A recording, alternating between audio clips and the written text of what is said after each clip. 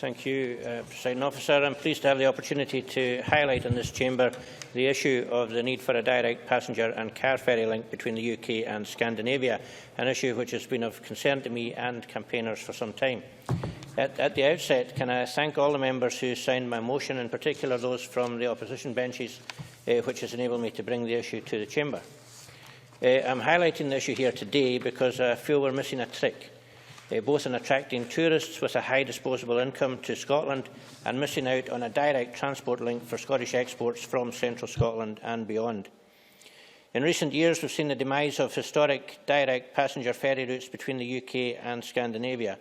In September 2008, we saw the last ferry sail from Newcastle to Stavanger, Haugesund and Bergen in Norway, breaking a service that had lasted 130 years.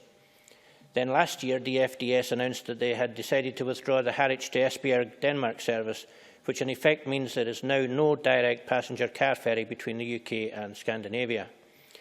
There are, of course, small campaigns on both sides of the North Sea calling for the reintroduction of these services. One which seems to be gaining significant traction and support is the international campaign for the ferry to Norway, who have demonstrated that there certainly is considerable demand for the return of the UK-Norway ferry link. They have gathered a significant volume of evidence from campaign supporters and tour operators from the United Kingdom, Norway and throughout the Nordic region. The ICFN highlights that the Office for National Statistics reports a 48% rise in visitors from Norway to the UK, and further analysis of these statistics shows that in 2013 there were 1.175 million travellers between Norway and the UK. Of these travellers, it said that approximately 8% are required to make the UK to Norway ferry route a profitable ferry passenger service.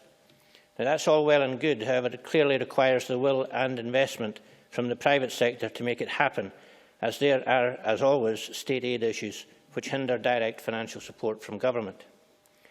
There is a glimmer of hope that the recently established firm called Norwegian Seaways will resurrect the Newcastle to Norway service, which, if successful, would reintroduce the historic service and see high-spending Norwegians returning to Scotland, giving them the opportunity to both visit Scotland's vibrant cities as well as our rich and historic countryside, and allowing us to capitalise on the goodwill towards Scotland from our Nordic neighbours.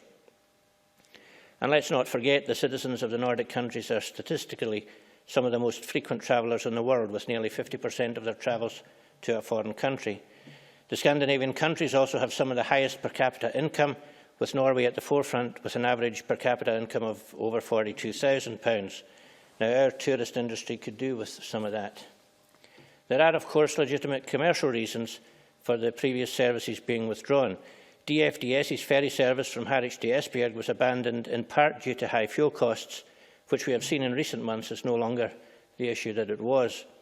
Another issue which has made ship operators nervous is the increasing costs for the new sulphur reduction regulations set by the International Maritime Organisation.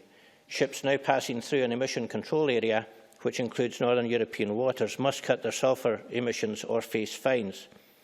This demands that ships cut sulphur content in the fuels they use to 0.1%, compared with current rules allowing them up to 3.5% sulphur content. And in order to meet these new directives set to help reduce the amount of emissions released, shipping and ferry services are required to use low sulphur fuel or fit their engines with a sulphur filtration system. Now, I know that the fuel producers are already addressing that issue. In my Falkirk East constituency, the operators of the Grangemouth refinery, INEOS, have installed sulphur recovery units at considerable cost, which is going some way to addressing the issue of sulphur content. So as time moves on, we see the arguments against the introduction of new or former ferry routes diminish. I therefore hope that, given there are less hurdles in the way for commercial operators to start new services, that the Scottish Government, perhaps in partnership with the Scotland Office, Scottish Development International and interested regional transport partnerships, investigate the feasibility of establishing a new ferry link between Scotland and our neighbours across the North Sea. We are watching closely whether there is any prospect of the Newcastle to Norway service being introduced. Clearly, if the Newcastle to Norway ferry was to be successfully resurrected in the near future, then there would be no need for a Scottish service. And I am aware that Fergus Ewing, Minister for Business, Energy and Tourism, has been actively involved in talks with the North East of England Local Enterprise Partnership and I hope that the resurrection of the ferry to Norway has been one of the main items for discussion at these talks. Joint working between the Scottish Government and the North East LEP would clearly be of benefit to both the Scottish and the North East of England economies. However, if the Newcastle service is not to be resurrected, then there should be no doubt that a direct link between Scotland and the Scandinavian countries could provide a valuable connection, both aiding an increase in trade and an increase in tourist footfall from Scandinavian citizens with high disposable incomes. In my view, there are two options which would benefit Scotland directly. Number one, a Rosyth to Norway, Denmark service, and two, and albeit less likely, an Aberdeen to Norway service. Rosyth, of course, already has a passenger terminal facilities in place, which it still uses for visiting cruise ships, and from informal discussions I've had with Forth Ports officials, they would certainly welcome approaches from interested ferry operators. Clearly, however, it would require significant financial investment from ferry operators and goodwill from government, both national and local, on both sides of the North Sea. Now, approximately 5 years ago, Norwegian ferry operator Fjordline considered an Aberdeen to Stavanger-Bergen service.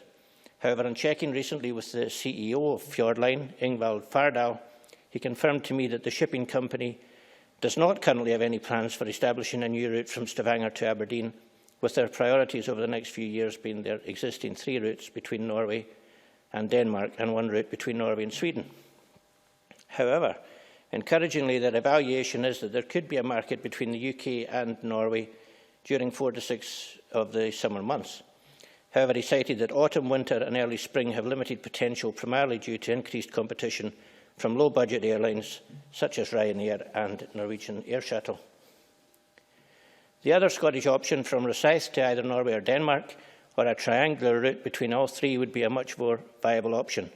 So in closing, Presiding Officer, it is clear we have a small number of options which, with cooperation, could be a reality.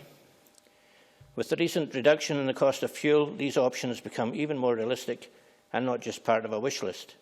And with the backing of the Scottish Government, Scottish Development International, local transport and enterprise partnerships, we can see the return of this historic link with our Nordic neighbours, and I look forward to cross-party consensus on this issue as we get closer to our goal. Thank you. Many thanks.